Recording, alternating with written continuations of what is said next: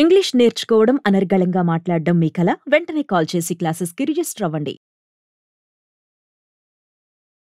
నమస్తే రమ్మగారు. నమస్తే జయ. ఏదైనా మంచి కథ చెప్తారా? పూర్వం అట కోసల దేశానికి వర్ధమానుడని ఒక రాజు ఉండేవాడు. అబ్బాయి తొందరగా రాజు అయిపోయాడు. 20-21 అలా వచ్చేసరికి అప్పుడు ఆయనకి పొరుగు దేశంలో దేశపు రాజకుమార్తె మంజరి అని ఒక అమ్మాయి ఫోటో అవి వచ్చినాయి. అమ్మాయి చాలా అందగత్తె. ఆ అమ్మాయే కావాలని పట్టుపట్టి పెళ్లి చేసుకున్నాడు. ఎంత ప్రీతిగానో ఉండేవాడు. కొంచెం చిన్నతనం కూడా కదా, భార్య భర్త కులాసాగా కాలక్షేపం చేస్తూ పెద్దగా రాజ్యాన్ని పట్టించుకునేవాడు కాదు. ఆడుతూ పాడుతూ ఉండేవాడు. క్రమంగా ఒక పెళ్ళై 2-3 ఏళ్ళు అవగానే ఇంకా రాణిగారికి పిల్లలు పుట్టలేదని చెప్పుకునేవాళ్ళు. ఓ జ్యోతిష్యులు జోస్యాలు జాతకాలు అవి చూసి రాణిగారికి పిల్లలు పుట్టరని తేల్చారు. అయ్యో. రాజుగారికి పెద్ద ఆయనకి ఏం పట్టింపు లేదు. భార్య అంటే అమిత ప్రీతి. పిల్లలైపోయినా ఏం పర్వాలేదని ఉండేవాడు హాయిగా. కానీ ప్రజలందరూ రాజ్యానికి వారసుడు లేకపోతే ఎట్లా అని కొంచెం మాట్లాడుకునేవాళ్ళు. మంత్రులు వాళ్ళు రాజుగారికి ఇంకొక వివాహం చేద్దాం, వీళ్ళ వంశంలో 3-4 పెళ్ళాలు ఉండటం మామూలేనని రాణిగారికి కొంచెం ఏకసం దోశారు. మంజరి ఉత్సాహపడింది. ఇంకో వివాహం చేసుకుందు కానీ నాకు సంతానం కలగదని నాకు ముందే తెలుసు. నా చిన్నప్పుడే మా నాన్నగారు జాతకం చూపించినప్పుడు నేను తెలుసుకున్నాను. నాకు తెలుసు నాకు సంతానం కలగదని, నేనేం బెంగపెట్టుకోవట్లా. ఎవరైనా మంచి పిల్లని చూసి పెళ్లి చేసుకుందు కానీ నేను నీతోటే ఉంటాను, సంతానం ఉంటే రాజ్యానికి వారసుడు ఉంటాడు అని బాగా రాజుని బలవంత పెట్టింది. అయితే ఇతను ఒప్పుకోలే. నిన్నేమైనా ఇబ్బంది పెడితే, నేను కూడా కొత్త భార్య సంతానం కలిగితే వాళ్ళ మోజులో నేను నిన్ను ఇలా చూడగలనో లేదు, అసలు నాకు నేను నీ ప్రేమను షేర్ చేయటమే ఇష్టం లేదనేవాడు వర్ధమానుడు. బంగారు తండ్రి మనకి అలాంటి వాడు భర్తగా బంగారు తండ్రి, కొడుకుగా అయితే నచ్చడు. మన పిల్లాడికి సంతానం లేకపోతే ఏ తల్లికి నచ్చుతుంది? అస్సలు యాక్సెప్ట్ చేయరు. అది మనమైతే మనకి బంగారు తండ్రి, అదే మన కోళ్ళు అయితే మనకి బంగారు తండ్రి కాదు. నాకు తెలియదు, నేను ఆ కోడలు లేడు. రాజుని బలవంత పెట్టేవాళ్ళు అందరూ అడిగేవాళ్ళు, కానీ అతను ఒప్పుకోలే. రెండో పెళ్లి అన్న ఊహ కూడా అతను చెయ్యలే, వద్దన్నాడు. బతిమలాడేది మంజరి, అయినా కూడా అతను ఒప్పుకోవాలి. అయితే కానీ ఇతను ఎప్పుడు భార్యా వ్యామోహంగా ఉండడము, ఎంతసేపు ఆ అమ్మాయితో కలిసి వేటాడడానికి వెళ్తాడు, ఆ అమ్మాయితో కలిసి పార్టీకి వెళ్తాడు, ఆ అమ్మాయితో కలిసి ఏమిటో చేస్తాడు, వన విహారాలు చేస్తూ ఉంటాడు. ఈ రాజ్యం వ్యవహారం మీద పెద్దగా జోరుగా లేడు. రాజు ఇంకా చిన్నవాడని ప్రజల్లో ఉండేది. కాకపోతే సైన్యాధిపతికి ఏం పుట్టింది ఆలోచన, రాజు అన్ఫిట్, ఈ రాజ్యాన్ని గ్రాప్ చేద్దామనిపించింది. అతను కొంతమంది అధికారులను లోబర్చుకొని రాజు మీద తిరుగుబాటు చేశాడు. తిరుగుబాటు చేసి మొత్తం సైన్యం అంతా విరుచుకుపడింది కోట మీద. సైన్యాధిపతి అనేసరికి అతని చేతిలో ఉంటారుగా, కొంతమందిని నయానా భయానా లొంగదీశాడు, కొంతమందిని బ్లాక్మెయిల్ చేశాడు, కొంతమందికి డబ్బు ఇచ్చాడు, కొంతమందికి పెద్ద పదవులు ఆశ చూపించాడు. రాజభక్తి ఆటే లేని వాళ్ళందరినీ పట్టేశాడు. ప్రజలకు ఉంది రాజభక్తి, అధికారుల్లో కూడా కొంతమంది ఉంటారు, అందరూ లేరు. తిరగబడేశారు కల్లా ఈ రాజు ఒక నమ్మకస్తుడైన, తనకి చిన్నప్పటి నుంచి తనని చూసిన ఒకడు సైన్యాధిపతితో ఉన్న గుంపులో ఉండి అతను ఏం చేశాడంటే రాజు ప్రాణాలకు ప్రమాదం రాకుండా రాజుని వర్ధమానుడిని తప్పించేసాడు, లేకపోతే చంపేసేవారు. పారిపోయాడు. ఈ సందట్లో మంజరి ఏమైందో అతనికి తెలియలే. అక్కడ జరిగిన గొడవ, ఆ కత్తి యుద్ధాలు, ఆ బాణాలు, ఆ గందరగోళం, ఆ కాగడాలు, ఆ వెలుతుర్లు, అర్ధరాత్రి ఏం జరుగుతోందో తెలియక ప్రాణాపాయ స్థితిలో తనకి సహాయం చేసిన వాడి సాయంతో నగరం నుంచి బయటకు వచ్చేసి అడవిలోకి వచ్చేసాడు. ప్రాణాలతో తప్పించుకున్నాడు. కానీ తిరిగి రాజ్యానికి దక్కించుకునే ఏ అవకాశమూ అతనికి కనపడలే. ఎవరు లేరు అతనితో, ఒంటరిగా అయిపోయాడు. అడవిలోకి వచ్చేసి అడవిలో ఓ చిన్న పర్ణశాల లాంటిది నిర్మించుకుని అక్కడ ఉండటం మొదలుపెట్టాడు. తపస్సు చేసుకుందాం, నేను రాజుని, నేను ఆత్మాహుతి అవి చేసుకోకూడదు, జీవించే ఉండాలి, తపస్సు చేసుకుందామని అనుకుని అడవిలోనే ఉండిపోయాడు. ఈ మంజరి ఏమైందో తెలీదు. 2 రోజులు 3 రోజులుగా అతనికి మంజరి మీద బెంగ చాలా భయం వచ్చేసింది. ఆ అమ్మాయి ఏమైందో ఇతనికి తెలియలా. అమ్మాయి రూమ్ వేరు, ఇతని రూమ్ వేరు. అయితే మంజరి ఎక్కడికి వెళ్ళలా, ఏమవల. ఈ అర్ధరాత్రి ఈయనెట్లా తప్పించుకున్నాడో ఆ అమ్మాయి మొగవేషం ధరించి దొరకకుండా, సైన్యాధిపతికి దొరకకుండా ఆ పిల్ల కూడా తప్పించుకుని ఏం చేసింది, అడవిలోకే వచ్చింది. కానీ భర్తని చేరల. ఇతను కట్టుకున్న ఆశ్రమాన్ని చూసుకుని కొంచెం దూరంలో ఉంటూ అతన్ని కనిపెట్టుకుని ఉండేది. మళ్ళీ దగ్గరికి వెళ్తే భర్త మళ్ళీ వివాహము అవి అనుకోడు, తనతోటే ఉండాలంటాడు. రేపొద్దున ఏ దశలో అయినా మళ్ళీ రాజ్యం అంటూ సంభవిస్తే సంతు లేకుండానే అవుతాడు. ఇప్పుడు వేరే అవకాశం ఏదైనా లభిస్తే ఇతనికి ఎవరైనా దొరికితే మెల్లిగా నా మీద నుంచి ధ్యాస పోయి అతను మళ్ళీ వివాహితుడై సంతానాన్ని పొందుతాడు. అతని సంతానానికి ఆ రాజ్యం మీద హక్కు ఉంటుంది. అప్పట్లో అలా ఉండేవి కదా రాచరికము. అందుకని ఆ అమ్మాయి దూరంగానే సంచరిస్తూ ఉండేది. అతను ఒంటరిగా ఉన్నాడు. ఈ అమ్మాయి కూడా మంజరి కూడా ఒంటరిగానే ఉంది. అయితే ఒకనాడు అమ్మాయికి ఒక విచిత్రమైన అనుభవం ఎదురైంది.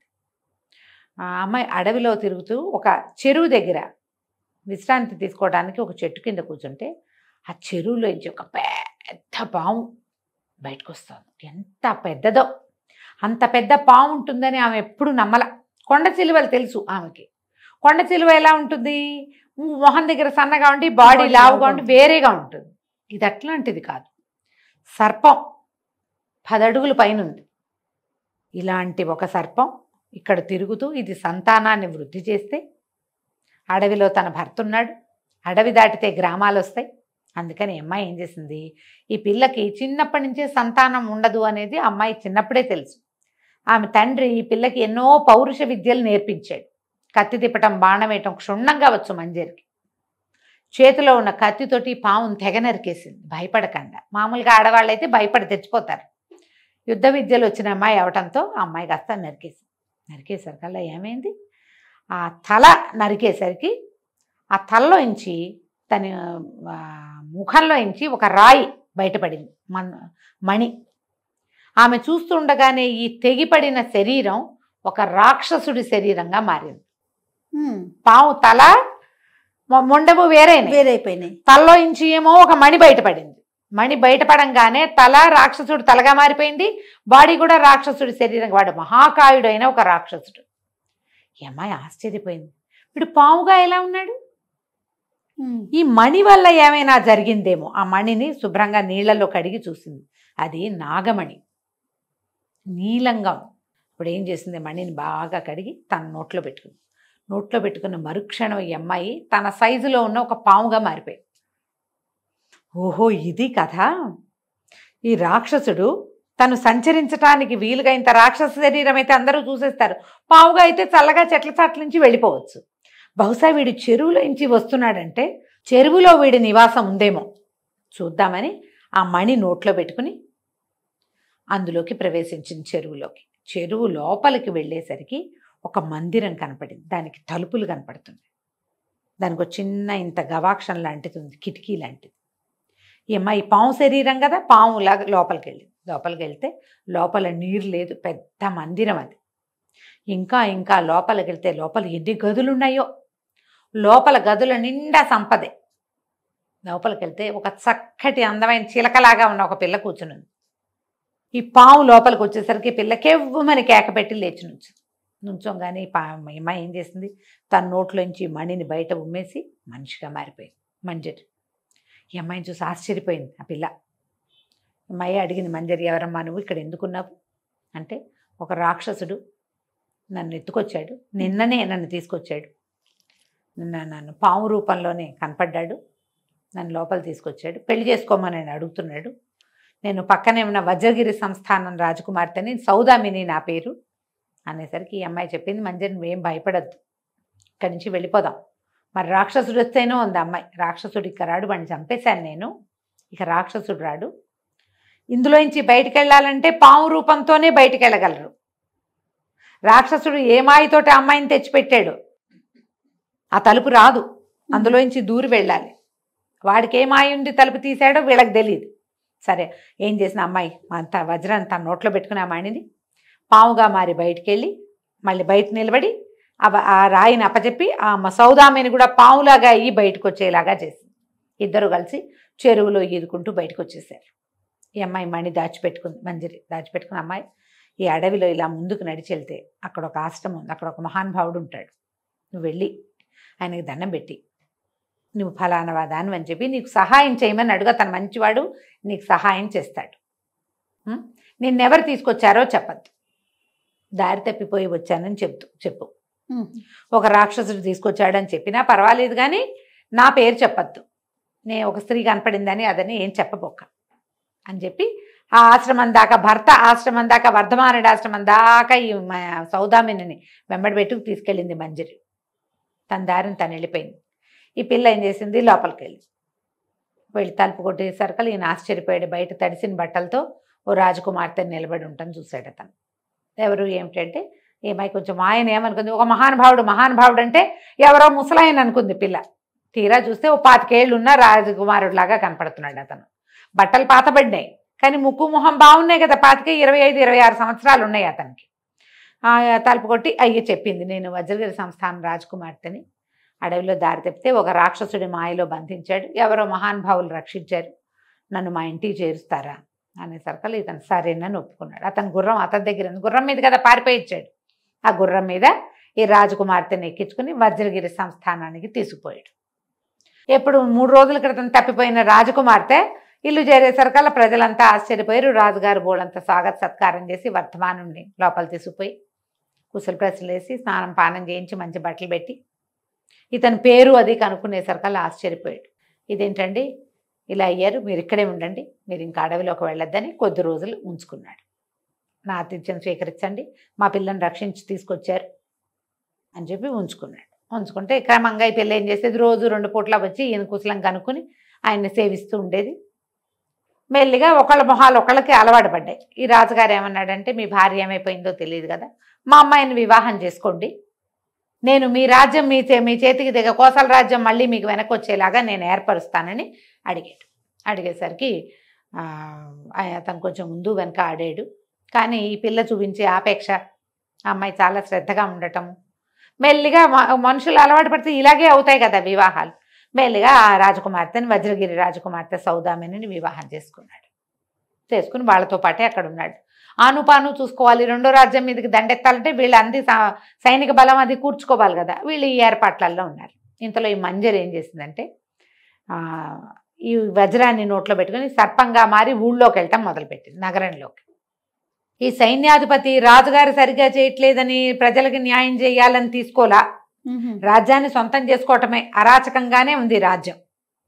ఈ అమ్మాయి ఏం చేసింది, మెల్లిగా మంత్రులు సామంతులు తమకి అనుకూలంగా ఉన్న వాళ్ళని ఒక్కొక్కళ్ళని కలిసి ఇతని మీద తిరుగుబాటు చేయటానికి మాట్లాడి మాట్లాడి ఈయన వజ్రగిరి సంస్థానంలో ఉన్నాడని వాళ్ళకి ఆనుపాను అందించింది. దాంతో ఇక్కడి నుంచి కబుర్లు వెళ్ళినాయి వజ్రగిరికి. రాజుగా ఉన్నటువంటి సైన్యాధిపతి సరిగ్గా లేడని, అతని మీద మీరు ఎప్పుడు దండెత్తొచ్చినా మేమందరం సహాయం చేస్తామని ఇక్కడి నుంచి కబురు వెళ్ళేసరికల్లా వజ్రగిరి నుంచి ఒక చిన్న సైన్యాన్ని తీసుకుని రాత్రికి రాత్రి వచ్చేసాడు ఇతను. తెల్లవారేసరికల్లా ఈ అంతఃపురంలోకి ప్రవేశం. ఇప్పుడు కొత్తవాడికి కష్టం, రాజే అయితే అతనికి అన్నీ తెలుసు కదా, ఏ పక్క నుంచి వెళ్ళాలో ఏమిటో. అంతఃపురంలో ప్రవేశించి రాత్రే ద్వంద్వ యుద్ధంలో సైన్యాధిపతిని సంహరించేశాడు. తెల్లవారేసరికల్లా సభ తీర్చేసరికి తమ రాజే వచ్చేసరికి ఆశ్చర్యపోయారు ప్రజలు, అధికారులు కూడా. లోపలికి వెళ్ళేందుకు అన్ని రకాల సాధనాలు అమ్మాయి ఏర్పరిచి పెట్టింది. మొత్తం అంతఃపుర రక్షకులతోటి అందరితోటి మాట్లాడుకుంది, మొత్తం ఏర్పరిచిందనమాట. అందరూ ఆశ్చర్యపోయారు, రాజు ఎట్లా వచ్చాడో, ఇంతకాలం తర్వాత ఆయన మళ్ళీ ఎలా రాగలిగాడు, సంవత్సరం పట్టింది ఈ ప్రోగ్రాం మొత్తానికి. ఏడాది తిరిగేసరికి మళ్ళీ తమ రాజు వచ్చినందుకు సంతోషించారు. మంజరి కూడా వచ్చేసరికి రాజు భార్యను కౌగిలించుకున్నాడు. నేను నీకు అన్యాయం చేశాను, ఒక అమ్మాయిని పెళ్లి చేసుకున్నాను అంటే నాకు తెలుసు, ఆ అమ్మాయిని నేనే పంపించాను నీ దగ్గరికి వివాహం కోసమే. అప్పటికే ఈ సౌదామిని గర్భవతి కూడా అయింది.